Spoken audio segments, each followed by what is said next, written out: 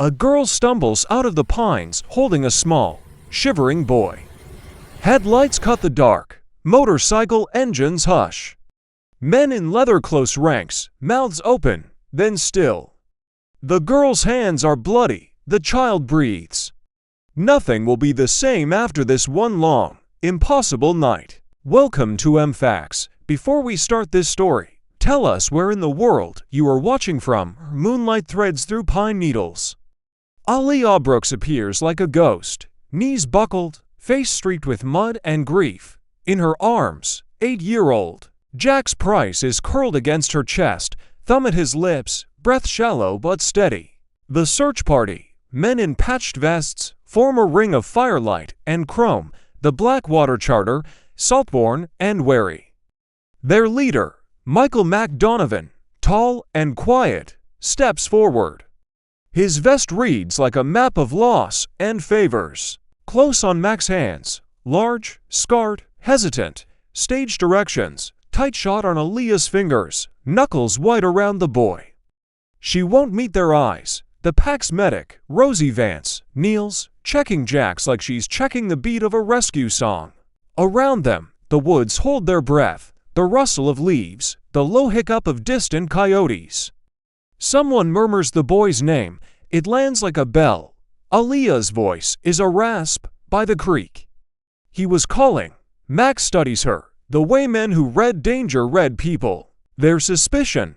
Why this child? Why this girl? And something else, recognition of someone who knows silence as a shelter.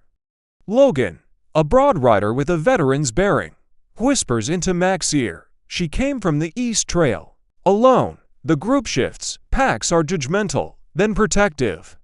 In that pause, the first unspoken contract is written. You found him, now we keep you safe, whether you want it or not. Tarps flap. A circle of motorcycles sits like obedient beasts. The smell of wet leather, coffee, and pine sap mixes under a sky gone raw. Aaliyah sits just outside the ring, wrapped in a thrifted jacket that's too thin for the ridge's breath. Mac offers a steaming can of coffee. She accepts without looking up. Jax curls his small fingers into her collar and sighs, sleep finally deepening. Stage directions, overhead shot, flames illuminate faces, some rough, some soft. Rosie's hands are steady as she checks Jax for hypothermia. She hums a line under her breath, a lullaby passed through and shifts. Aaliyah's posture is defensive, shoulders boxed, eyes flinching at every footstep. The bikers share looks that say, "How did she get here alone?" Mac breaks the quiet. "Where you from, girl?" Aaliyah's answer is a valley, nowhere. The word hangs, not an answer but a shield. Behind Mac, Dominic Riley, a man with a lawyer's jaw and a farmer's hands, tilts his head. He senses a story that doesn't fit the neat slots of this night. Jax's father, Cameron Price, arrives moments later, a hollowed, urgent. He sees his son and collapses into him, the sound of a man unmooring. He's not a kingpin, he's a father with gravel in his voice. He thanks Aaliyah with eyes that glow with new worship. Her flinch is quieter now, curiosity sharpening like a blade. A decision is forming. Stay or vanish into the trees she knows too well. By dawn, they ride to Mason Ridge, a one-main street town with a diner that keeps coffee warm all night and a veteran's hall that smells like old coats. Aaliyah sits, uneasy on the back of Dominic's bike, helmet oversized, fingers clamped to the strap. Jax rides with his father between Mac and Logan, sleepy and small against the hum of the highway. The wine drags secrets out of her hair. Stage directions, montage, bikes carving the ridge road. Gulls cry near the river. Mason Ridge's neon sign flickers. People watch, curiosity pulled taut. In the warmth of the diner, Aaliyah touches a paper napkin as if it were a relic. The owner, Marlene, sets a plate in front of Jax without asking. Domesticity descends like soft armor. Conversation at the corner table is careful. Cameron thanks the pack, voice raw. He explains, Jax wandered from a family camp near the river. They lost him while making camp. He's not rich, a mechanic who saved every overtime dollar for a better roof. The town sheriff called in favors, the Blackwater charter answered. Mac's eyes study Aaliyah, compassion fights suspicion. Then a small detail slips. Jax mentions someone singing a lullaby in a voice that wasn't his mother's. Aaliyah's fingers tighten on her cup, a faint tremor. She hums a fragment of the song without meaning to, a melody her mother once hummed. Cameron freezes, recognition flashes. His late wife sang that very lullaby to Jax. The first twist, Aaliyah knows pieces of a life she's never lived. How at paperwork, coffee rings, the rustle of forms. Cameron sits with Mac and Dominic while Rosie checks Jax's vitals again. Aaliyah waits at the doorway, watching rusted banners sway. She wants to be small, invisible. Instead, she's a story that might not fit. Stage directions, close on a photograph pinned to the hall corkboard. A younger Cameron with a woman whose smile reaches her eyes. Jax's sleeping face echoes the photo. Aaliyah stares until the image burns into her. Dominic speaks plainly. The search covered 3 miles of creek and ridge for parties combing, dogs and headlights. It should have been impossible for one pair of small hands to find him. Mac's jaw tightens. The pack distrusts miracles. They trust patterns. Aaliyah is asked again how she found Jax. Her answer is raw. I followed him. I heard crying. Cameron repeats the lullaby's last line, and his voice shakes. He leans toward her, searching her face for trickery. You know this song? He asks. Aaliyah inhales, then shops for a safe lie. Instead, she tells a shard of truth. My mother used to hum like that. Silence folds them. The second twist lands subtle. Cameron's wife died years ago, but her song lives in this girl, who has no family in town. The room tilts. Mac's hand finds Aaliyah's shoulder, protective rather than possessive. And the pack's unspoken pledge settles. We owe this child shelter until we know why the forest sang his name to her. They bring Aaliyah to a spare room above the veterans' hall. A narrow bed, worn quilt, a window that looks over the diner neon. Jax sleeps in Cameron's lap downstairs. For the first time in months, Aaliyah lets her hands rest, without the reflex of hiding. The quilt smells faintly of mothballs and coffee. It's honest. Stage directions medium shot. Aaliyah standing at the window. City lights like scattered fireflies, lips moving as if forming names she's been taught not to say. Dominic knocks, offering soup in a chipped bowl, a bridge. Conversation drifts. Logan talks about rides and obligations. Rosie tucks a first aid kit on the bedside table. They are gentle and practical, a family in slow formation. Then the third twist slices through the hushed night. A woman at the diner recognizes Aaliyah's jacket, a coat seen months ago near the river with a different girl. She says the girl she saw had been with a man who worked at the Mason Ridge sawmill, a man named Harlan Keats. The name lands like a stone. Harlan's face shows up in the crowd's collective memory, a hard man with grudges and old debts. Someone remembers seeing Harlan's truck by the river the week before. Aaliyah freezes. Memory shutters open, flashes of a hand offering bread, a cough in the dark, a lullaby hummed low in the sawdust. Protection tightens around her like a collar. The pack's responsibility deepens. This was not a random forest miracle. Someone's thread pulled Aaliyah toward a child, and that thread may lead straight into danger. Night deepens around Mason Ridge, while the veterans' hall creaks under the weight of quiet questions. Aaliyah sits awake, knees pressed to her chest, listening to motorcycles rumble faintly outside, a protective orbit she never asked for. Every time a bike shifts or a boot scuffs the pavement, her shoulders lift, expecting the worst. Old instincts don't die, they wait. Max steps into the hallway, pausing outside her door. His voice is low, careful. You need anything? Aaliyah shakes her head, but her voice betrays her. No, he studies her. Not like a threat, but like a puzzle missing its border pieces. You don't have to be scared here, he says. She almost laughs. I'm always scared. Downstairs, Cameron tucks a blanket around the sleeping Jax. He joins Mac at the foot of the stairs, rubbing his tired eyes. She knows Harlan, Cameron murmurs. I saw it in her face. Mac's jaw tightens. That man's trouble, always has been.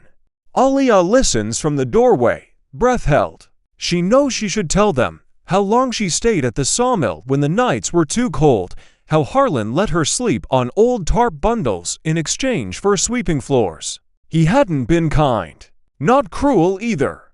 Just unpredictable. His cough echoed through the empty mill like a warning. Cameron leans on the railing. If Harlan's involved in Jack's wandering off, we need answers. Alia finally speaks from the shadows. He didn't take Jack's, her voice quivers, but he might be in danger. Mac turns toward her fully now. Danger from who? Alia hesitates, then whispers, from the people he owes. The morning spills pale gold across Mason Ridge. The diner opens early, its neon breakfast sign buzzing faintly. Alia sits in a booth with Cameron and Mac, hands wrapped around a mug she doesn't drink from. Jack straws in crayon beside her, oblivious to the grown-up storm gathering around the table. Cameron spreads a stack of overdue sawmill receipts and IOUs across the booth. Names scribbled in Harlan's writing. Dollar amounts circled. One phrase underlined 3 times, Rivergate Crew. Mac recognizes it instantly. A dangerous group of drifters who handle debts with fists and fire. He owed them for months. Mac mutters. Should have known. Alia keeps her eyes down. They came to the mill at night. 2 men. Cameron's voice sharpens. Did they hurt you? She shakes her head. No, they wanted Harlan. I hid behind the pallets. They said if he didn't pay, they'd take something he cared about. Her voice tightens. But Harlan didn't care about anything. Cameron pales. So they took Jack's thinking he was connected to Harlan? Alia's throat closes as she tries to explain. I don't think they took him. But they were watching the woods. I saw one of them near the creek the night before. Mac taps the table slowly, a sign that decisions are forming. Dangerous ones. If those men were watching the creek, Jax didn't wander far. Someone scared him. Someone pushed him deeper.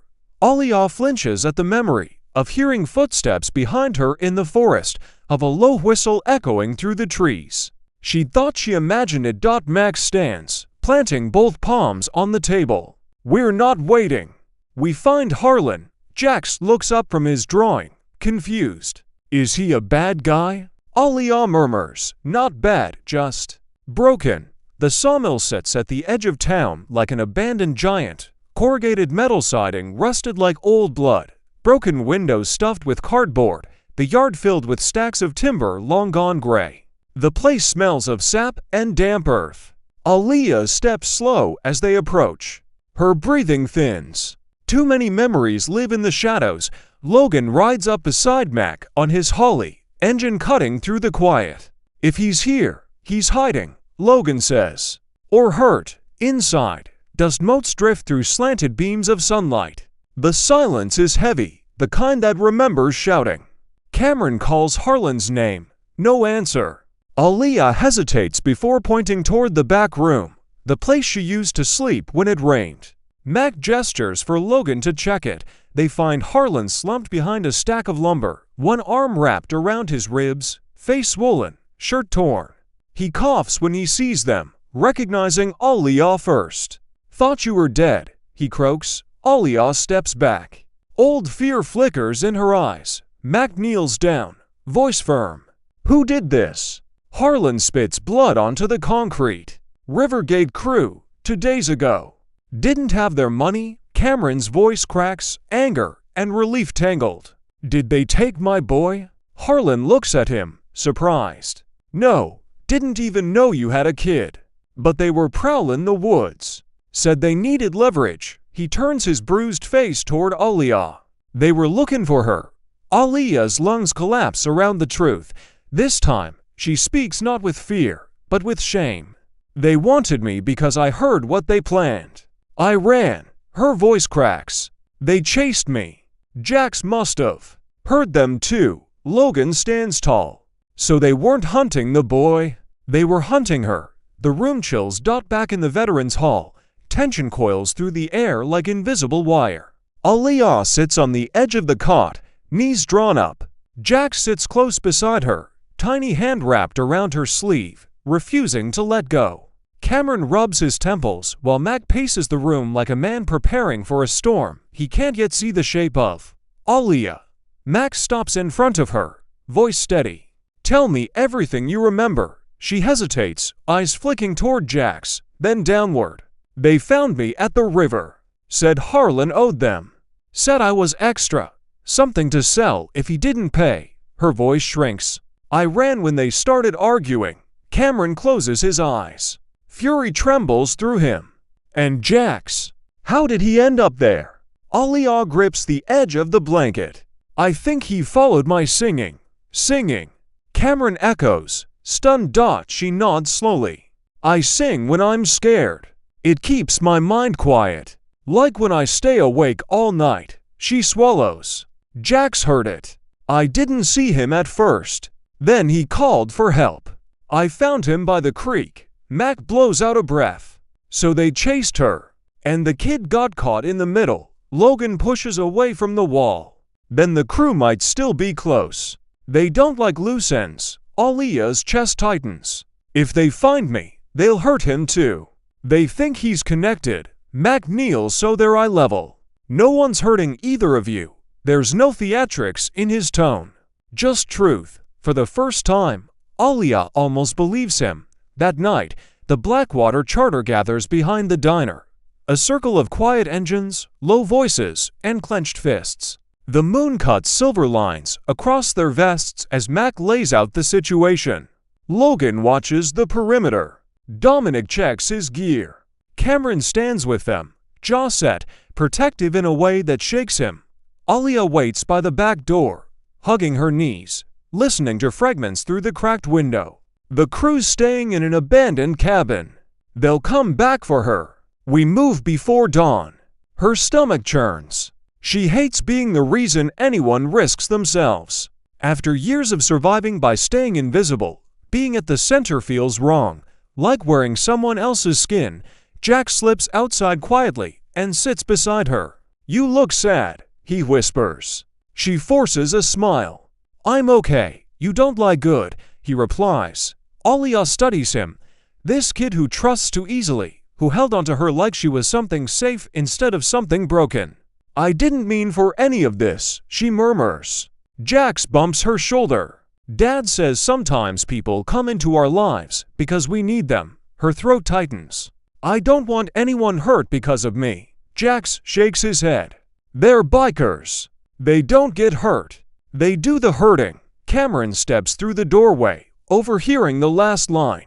That's not exactly how it works, but then he turns to Aaliyah, voice softer. We're doing this because you matter. Because someone should have kept you safe long before now. She looks away, hiding the tremor in her lip. The words hit deeper than he knows. Across the yard, engines roar to life. The hunt begins at sunrise. Dawn crawls up the ridge in bruised colors, purple to blue to a weak cold. The Blackwater charter rides in a tight formation toward the abandoned cabin hidden deep in the timberland. Frost crackles under their tires. Their breath fogs through bandanas. The forest feels watchful, tense, like it remembers fear. Aaliyah stays behind at the Veterans Hall with Jax, Rosie, and Dominic's daughter, Evya. She sits on the couch, arms wrapped around herself. Every tick of the clock slicing her nerves thinner. Jax leans against her side, calm in a way only kids can be after chaos. Dad always comes back, he says confidently. She wishes she could borrow that certainty. Meanwhile, Mac and the others reach the narrow trail leading to the cabin. They kill their engines and push the last stretch on foot. The air is cold, sharp as a broken bottle. Logan grabs Mac's arm, nodding toward footprints in the frost. To sets going in, none coming out. Either they're sleeping, Logan mutters, or waiting. Mac signals them into a spread. Cameron's hands shake around the grip of his flashlight. Not fear, fury at the thought of these men near his son. He whispers, they see Aaliyah again. They won't hesitate. Inside, the cabin is dim, lit by a single lantern. A mattress on the floor. empty beer bottles, a map of Mason Ridge pinned to the wall with a nail, and in messy handwriting, "Payback, get the girl." Cameron's breath stops. Mac's voice drops to a growl. They're hunting her, and from the back room, a floorboard creaks. Logan shoves the door open first, weapon raised.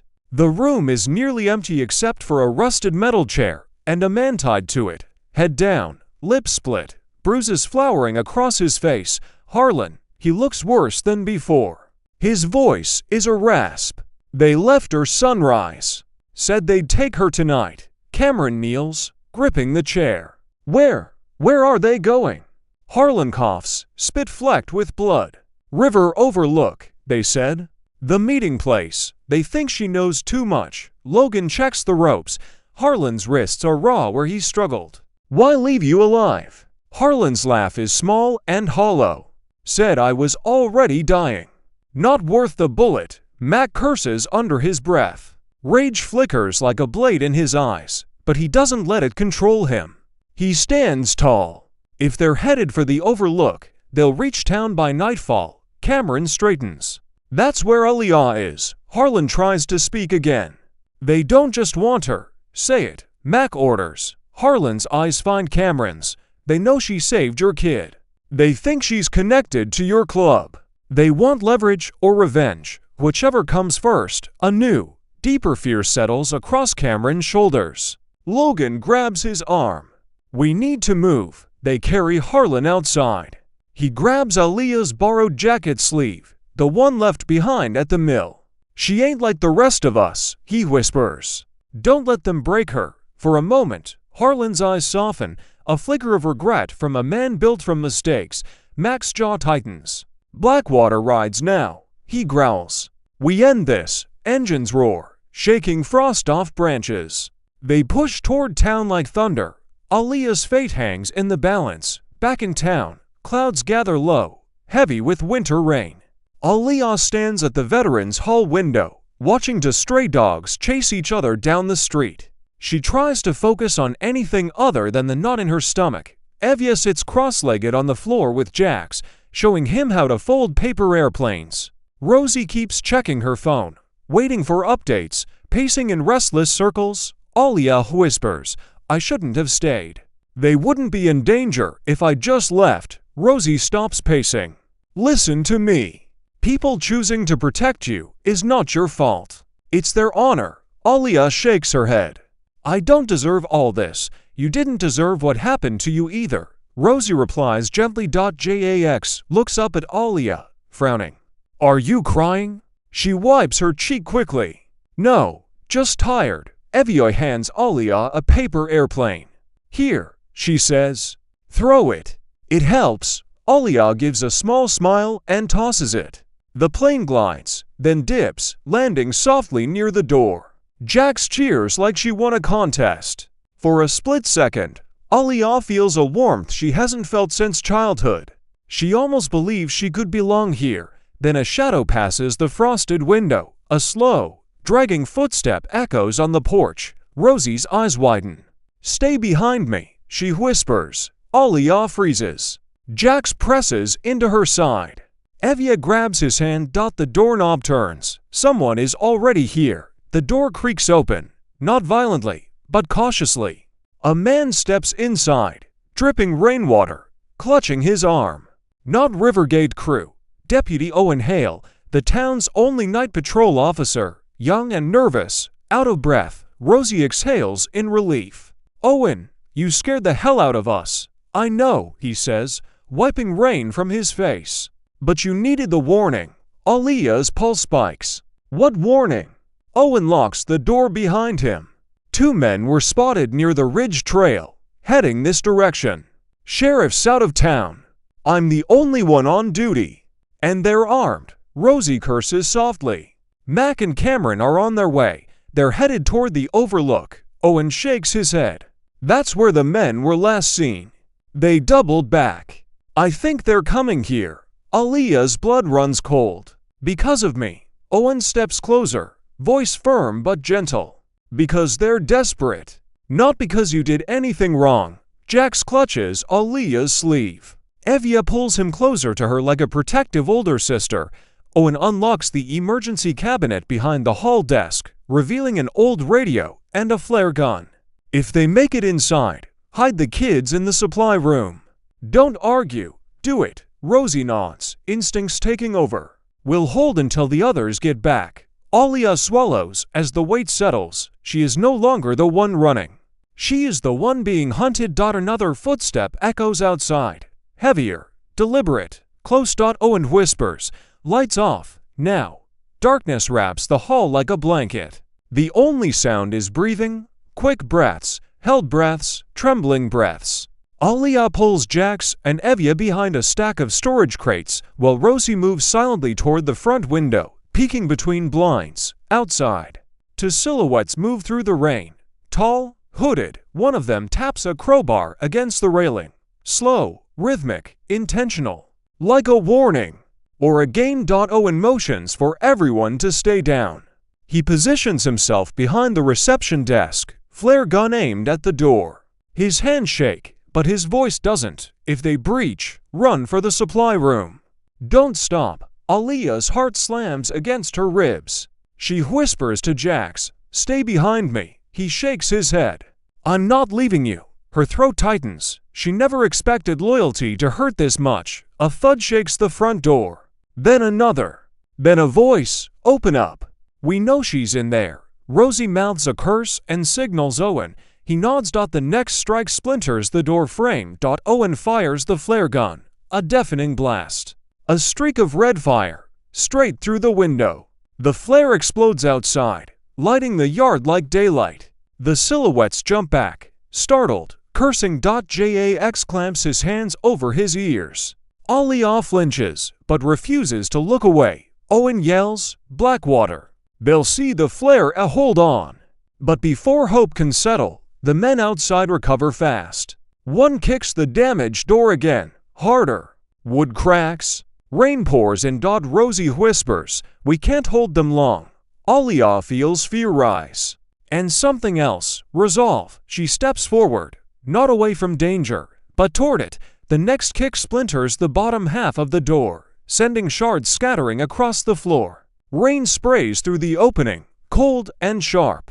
Owen steadies his trembling hands, reloading the flare gun with the last cartridge in the cabinet. Alia, get back. He whispers urgently, but she doesn't move. Something inside her, something long buried, finally stops running. This time, she refuses to let anyone else pay for her past. The door cracks again. A man's voice snarls, move, kid. We just want the girl. Evia gasps, clutching Jax tighter. Owen stands, steps into the open, and shouts through the ruined door frame, you take one more step and you're facing the entire Blackwater charter. They're on their way. A cruel laugh answers him. We counted 6 bikes leaving town. You're all alone. Another thunderous crack. The top hinge snaps. Alia's pulse hammers, but she forces her voice steady. Don't hurt anyone. I'll come out. Rosie whips her head toward her, eyes blazing. You will not. Double quotes. Jax steps in front of Alia, arms spread like a tiny shield. You can't take her. He screams, voice cracking. The men hesitate at the child's voice. Only for a heartbeat, but it's enough. Owen fires the second flare. It detonates against the doorframe, erupting in a shower of sparks that forces the intruders to duck and stumble backward. One curses, gripping his burned forearm. Rain hisses against the embers. They're stalled. Owen rasps. But not for long. Alia grips the windowsill, breath shaking. For once, fear doesn't own her. Outside, the flare's dying glow paints the street in crimson streaks. Footsteps splash through puddles. The men regroup, furious now, pacing like wolves denied a kill. Inside, the tension thickens. Rosie pulls Alia down behind an overturned table. Listen to me, she whispers sharply. You're not their target anymore. You're ours. And we protect our own. Alia's eyes burn. I don't want Jax hurt. I don't want anyone hurt. Rosie softens. Then trust us. For once in your life, let someone else stand between you and danger. Owen peeks over the counter. One's got a gun, he whispers. Aliyah feels her breath falter. A gun. Rosie squeezes her arm. It's okay. Mac and Cameron are close. Thunder rolls in the distance. But this time, it isn't weather. It's engines. Owen's eyes widen. They're back. In the pouring rain, motorcycle headlights blaze through the trees. 3 bikes first, then 2 more. The roar shakes the puddles, echoes off brick walls, drowns out the men's curses. Blackwater arrives like a storm with teeth. Outside, the intruders swirl, panic cutting through their bravado. Mac is off his bike before it stops moving. Cameron lands hard beside him, rage carved into his face. Logan swings a metal baton as he steps forward. Cameron's voice booms through the downpour. Get away from my family. The men bolt. One trips on the curb. The other runs for the service alley. Blackwat gives chase, and for the first time, Aliyah watches people fight, not against her mistakes, but for her. Rain explodes off the pavement as the chase erupts into the alley. Cameron tackles the first man before he makes it 5 steps. They slam into the gravel, rolling, fists swinging. Cameron's fury is brutal, fueled by fear for his son and the girl who saved him. Mac and Logan sprint after the second man, the one carrying the gun. He slips behind the diner, splashing through a puddle, firing a blind shot over his shoulder. The bullet ricochets off the wall, sparks spitting. Aliyah flinches at the sound inside the hall. Mac dives behind a dumpster, mud splattering across his vest. Logan cuts wide, circling behind the gunman. The rain turns everything slick, dangerous. The gun jams. The man curses loudly, struggling to reload. Logan lunges, grabbing his wrist. The gun clatters to the pavement. Mac is on him next, slamming him to the ground, pinning him with a knee to the spine. Inside, Jax trembles. Is Dad hurt? Aliyah shakes her head, even though she can't see. No, he's strong. He'll win. Rosie peers through the blinds and breathes. They're taking control. In the alley, Cameron hauls the first man up by his collar. His knuckles are bleeding, his voice a dangerous low thunder. You ever come near my kid again, and I won't stop at broken bones. The man spits mud. We weren't after the kid. Cameron's grip tightens. Then why follow him into the woods? The man hisses. We were tracking her. The girl. Max steps closer. Why? The man finally says it. She heard things she shouldn't have. She saw faces. That makes her leverage. Or dead. Cameron's expression fractures. Part rage, part horror. They thought Jax was with her. They thought he mattered to her. They didn't know they were right. Aliyah stands in the middle of the hall as the door finally bursts open. This time from safety, not threat. Cameron rushes inside first, drenched in rain and sweat, breathing hard. The moment he spots Jax, his entire body drops into relief. He kneels, pulling the boy into a fierce hug. You okay? Jax nods, pressing his face into Cameron's shoulder. They tried to get in. I know, Cameron whispers. I'm here now. Max steps in next, jaw tight, water dripping off his gloves. Logan follows, pushing one of the cuffed intruders toward the wall. The man's nose is bleeding. His eyes burn with resentment. Rosie stands tall, hands on her hips. Everyone safe? Aliyah nods, but her eyes stay on Mac. He studies her like someone checking for invisible wounds. Heard you almost walked out there, he says quietly. She lowers her gaze. I didn't want them to hurt anyone because of me. Mac steps closer, voice steady as a vow. People get hurt because of choices they make, not because of who you are. She blinks as those words settle deep. Cameron stands, Jax still clinging to him. We're taking them to the sheriff's substation. Owen will ride with us. Owen nods, wiping sweat from his brow. We'll hold them until the state boys show up. Logan shoves the intruder toward the door. And if they don't stay put, they'll have me to answer to. As the bikers lead the men out, one locks eyes with Aliyah. You think tonight's the end, he spits. No. Aliyah's voice is calm, but it's your end. The men stiffen. Blackwater watches her. Differently now. Not as a girl who needs saving, but as someone worth standing with. After the intruders are taken away, the veterans' hall quiets. Rain softens to a gentle patter. The adrenaline slowly bleeds out of the room. Alia stands at the window, watching the taillights disappear into the wet night. Her reflection stares back, tired, shaken, but unbroken. Jax approaches and slips his hand into hers. "You're shaking," she exhales. "I'm okay now." "You were brave," he says simply. Alia swallows hard. She's not used to being seen that way. She's used to running, hiding, folding herself into corners so the world forgets her. But tonight, she stepped forward. Cameron walks up behind them. His voice is low, sincere.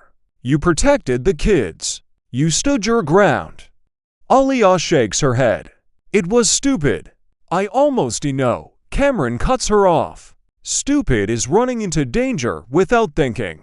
What you did was instinct. It was heart." He pauses. "And you saved my boy again." Her throat tightens. She looks away. Mac joins them, wiping rain from his face. "The state police will take over the case. But those men won't stop talking once they're cornered. We'll know the full story soon." Alia whispers, "Are they going to come back?" Mac raises his chin. "Not while you're with us. Not ever." There's no bravado in his words, just certainty. Rosie drapes a blanket around Alia's shoulders. "You belong with people who don't let you walk into danger alone." Alia's eyes sting. Belong, a word she hasn't believed in years. She looks at Jax, then Cameron, then Mac. For the first time, it feels possible. The next morning brings a quiet that feels unnatural, like the whole town is holding its breath. Alia wakes on the veterans' hall couch, blanket still wrapped around her shoulders. Jax sleeps curled against her side, one hand tangled in her sleeve, as if letting go would make her disappear. Cameron enters with 2 cups of hot cocoa. He sets one beside Alia. "Did you sleep at all?" She shrugs. "A little." He studies her, not searching for lies, but wounds she doesn't talk about. "State police took the men. They're already talking." Turns out their boss doesn't inspire loyalty. Alia's jaw tightens. "Their boss. He wants me." Cameron nods. "Wants to silence you. You saw too much at the mill." Alia clenches her hands. "I didn't ask for any of this. None of us ever do," Cameron says gently. "But we deal with it together." Before she can respond, the door opens and Mac steps inside, boots dripping morning dew. He tosses a folded jacket onto the table. Small, clean, black leather. Alia blinks. "What's that?" Mac's voice softens. "Belongs to the club. Not a patch. Not a title. Just something to keep you warm. And remind you you're not alone here." Alia hesitates, then picks up the jacket. It fits perfectly when she slips it on. Warm, solid, heavy in a comforting way. Jax beams. "You look like one of us." Alia tries to hide the smile tugging at her lips. Maybe, for once, the word doesn't feel like a lie. Later that afternoon, the Blackwater Charter gathers behind the diner for a meeting. Not a loud one, a quiet circle, heavy with decisions. Alia sits on the back steps, listening, but pretending not to. Logan paces. Rivergate crew still has men unaccounted for.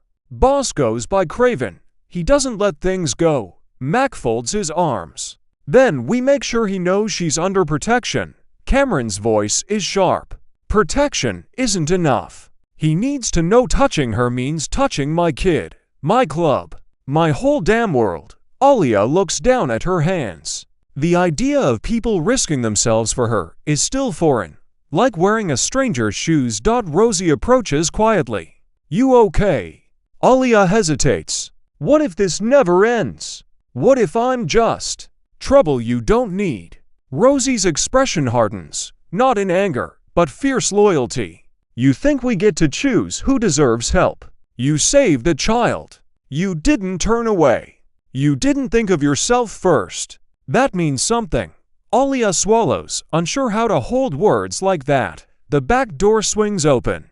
Cameron walks toward her, face drawn with something between anger and tenderness. "We need to talk." Her body tenses. "Am I Being sent away? His eyes widen in disbelief. What? No, I'm asking where you want to be. Here, with us.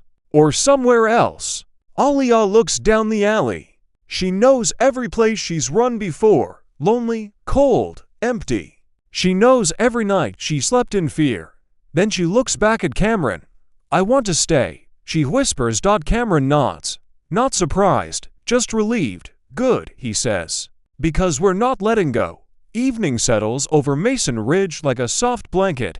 Golden streetlights, distant dog barks, the hum of trucks on the highway. Alia sits on the porch steps of Cameron's house while Jax draws chalk figures on the driveway. He draws 3 stick people, one tall, one medium, one small. Alia squints. Who's that? Jax points proudly. You, Dad. And me. Her chest tightens. You drew me taller than your dad. That's because you did the scariest thing, Jax says simply. Alia laughs softly, brushing a hand over his hair. I wasn't brave. I was just scared in the right direction. Before Jax can answer, a car pulls up. A plain sedan. Claire Westfield, the lawyer, steps out with a folder tucked under her arm. Cameron joins them on the porch, looking tired but steadier than before. Claire's voice is calm. The charges against the crew members will hold, and we've filed a protective order for Alia. More importantly, we're filing for emergency guardianship tonight. Alia freezes. Emergency. Guardianship? It's temporary, Claire explains. But it means one thing. No one, not the state, not any outsider, can take you from this house without a court order. It gives you stability while the long-term process starts. Alia's breath catches. Cameron. Does he want that?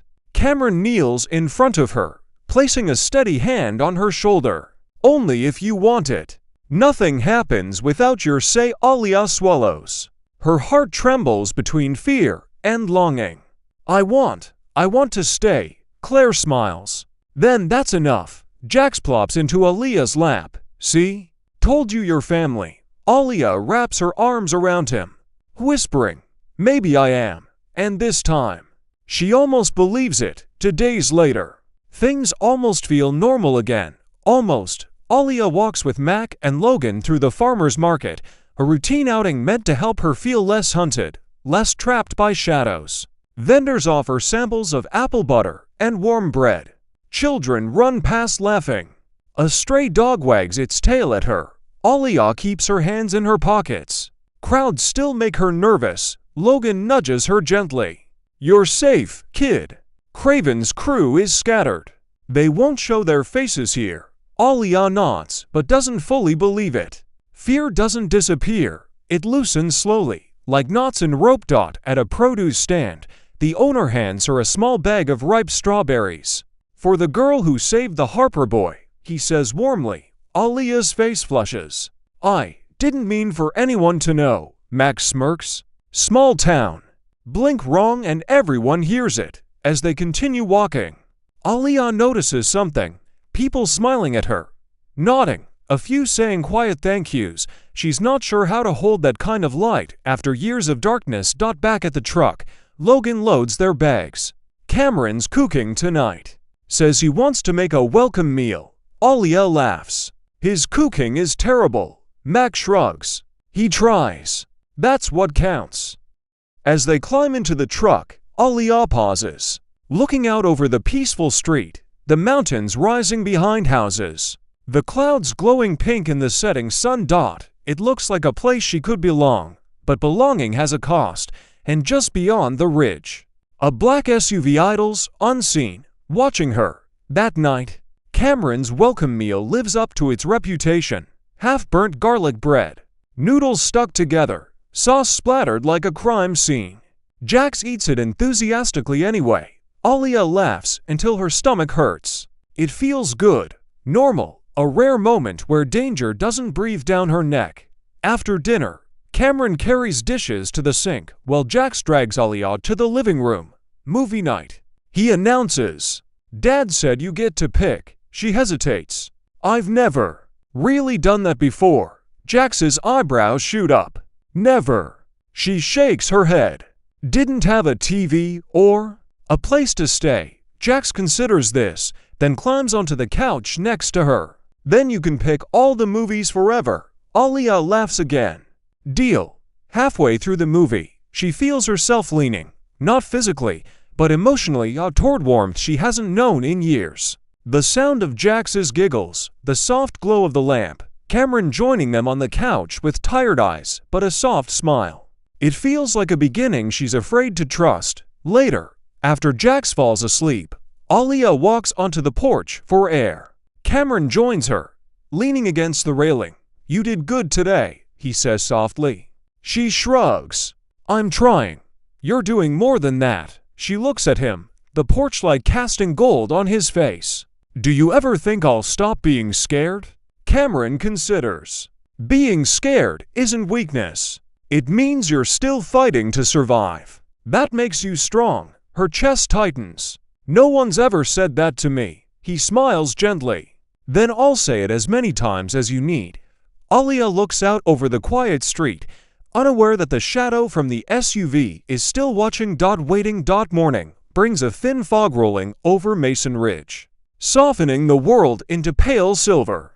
Alia stands in the driveway, tying her shoelaces, ready to walk Jax to school. She's never done something so normal. It feels strange, good, terrifying. Cameron watches from the porch, coffee mug in hand. You sure you're up for the crowd? Alia nods. If I don't try now, I never will. Jax takes her hand like it's the most natural thing in the world. Come on. Mrs. Harlan gives stickers on Wednesdays. Halfway down the block, Alia senses it, a prickle at the back of her neck. Someone's watching. She scans the street. Nothing but parked cars, sleepy houses, a dog barking behind a fence, but she feels it. At the school gates, parents greet Cameron warmly, though some glance at Alia with curiosity. Not unkind, just curious. She stays close to Jax until he joins his friends. See you later. Nya, he shouts, waving both arms. She waves back, heart-tugging. As they walk home, Cameron's voice drops. What's wrong? Alia hesitates. Someone was watching us. Cameron stops. His whole body shifts, shoulders firming, jaw tightening, protective instinct flaring. Where? Not sure, just a feeling. He studies her face. It's not paranoia. It's instinct. The same instinct that saved his son. He pulls out his phone. I'm calling the club. Alia's stomach knots. I didn't mean to start trouble. You didn't, Cameron says firmly. Trouble's trying to start with you. And trouble, it seems, is getting closer. By afternoon, 3 Blackwater riders arrive. Logan, Mac, and Ryder, the quiet one with eyes like stone. Their bikes rumble into the driveway, engine shaking the air before dying into heavy silence. Alia stands on the porch, arms wrapped around herself. I'm sorry, she whispers as they approach. Logan shakes his head. For what? Being hunted. That's on them, not you. Max steps forward. Craven's men were spotted outside town last night. 2 miles from here. Cameron curses under his breath. He's testing us. Seeing how close he can get, Alia feels the world tilt. He really wants me gone that badly. Ryder answers, his voice steady. You're a witness. A loose thread. Men like Craven don't leave loose threads. Cameron puts a hand on her back. But you're not alone. Not anymore. Logan scans the street. We're setting up shifts. Someone watches the house at all hours. We walk her to school. We walk her home. Craven wants a fight. He'll get one he won't walk away from. Alia swallows hard. I don't want anyone hurt because of me. Max smirks. Kid, protecting people is what we do. Besides, this crew's been begging for a reason to take Craven down. Begging. Ryder echoes with a rare grin, despite her fear. Alia laughs, a tiny, fragile sound, but her smile fades when a car turns the corner. A black SUV. Slow. Lingering. Watching. Logan steps forward. Eyes narrowing. Mac cracks his knuckles. Ryder moves like a shadow, but the SUV keeps going. Disappearing around the bend, Alia's hands tremble. Logan's voice is low. He's here. That evening, Aliyah sits at the kitchen table, staring at the steam rising from her untouched plate of pasta. Her stomach twists. Her mind won't settle. Cameron kneels beside her. Talk to me. She shakes her head. You brought me in. You saved me. And now your whole club is at risk because of me. He reaches gently for her hand. Aliyah, listen. You didn't bring danger. You revealed it. Craven's been hurting people for years. You just forced him into the light. She looks up, eyes burning. Why does your kindness keep costing so much? Cameron's jaw clenches. Because the world doesn't know what to do with a girl who survived as much as you did. Before she can respond, headlights sweep across the window. Not the bikes, not neighbors. Something heavier. Aliyah freezes. Cameron stands, muscles coiled. Stay behind me. A knock shakes the door. Not frantic, not polite, controlled, deliberate. Ryder opens it cautiously. A state police officer stands outside, hat in hand, serious eyes. Evening. Looking for Aliyah Brooks, Aliyah steps forward slowly. That's me. The officer softens. We arrested two men who confessed Craven ordered a hit on you. He's trying to flee the state. We need your statement to lock him down before he disappears for good. Aliyah's knees go weak. This is bigger than fear. This is the moment she stops running. Cameron steadies her with a hand to her back. You're not doing this alone. Logan adjusts his jacket. Will escort her. Ryder holsters something unseen. Aliyah takes a trembling breath. Okay? She whispers. And they walk into the night together. The statement room at the sheriff's office is cold enough to sting. Aliyah sits across from two detectives while Cameron, Logan, and Claire Westfield stand behind her like a wall of steel. Her voice shakes at first. She describes the night at the mill. Craven shouting orders. The men chasing her. The threats. The guns. The darkness. But halfway through, something shifts. She stops telling the story like a victim. She starts telling it like a survivor. Her voice steadies. Her shoulders square. Every detail she reveals tightens the case. Every memory becomes evidence. Every truth becomes a weapon Craven never expected her to wield. The detectives exchange looks. Impressed, surprised, grateful. When she finishes, one of them says quietly, You just put a dangerous man in a cage? Aliyah exhales shakily. I just want him to stop. Cameron puts a hand on her shoulder. He will. As they leave the station, Ryder checks his phone. Craven's crew is scattering. He's losing ground. Logan nods. Fear does that to cowards. Outside, the night is crisp. Stars sharp. The air lighter.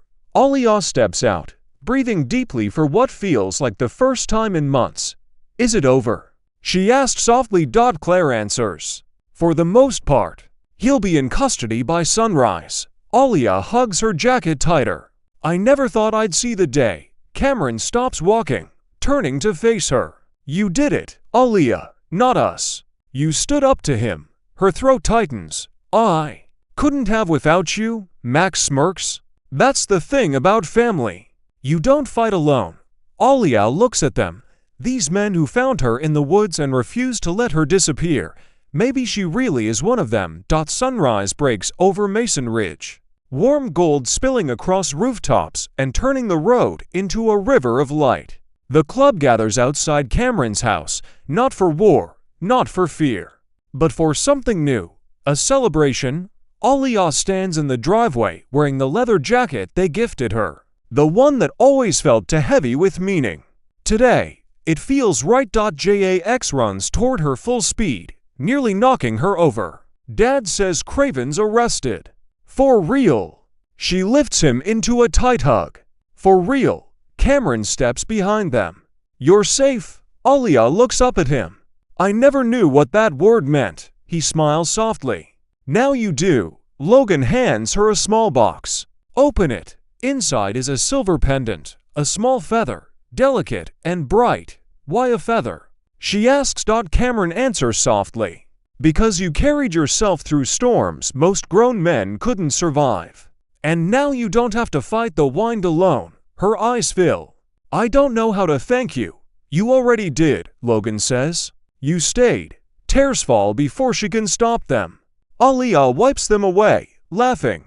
Guess I'm really part of this family now. Huh. Mac grins. Kid, you've been family since the minute you walked out of those trees. The engines roar to life, a symphony of power and belonging. Cameron climbs onto his bike and pats the seat behind him. Come on, he says. Let's ride home. Aaliyah swings on behind him, arms around his waist. Heart steady for the first time. As they ride into the sunrise. She whispers into the wind, I'm not running anymore. If this story moved you, hit like, subscribe, and tell us where you're watching from. Stories like these remind us that family isn't always blood. Sometimes it's the people who fight for you when the world doesn't.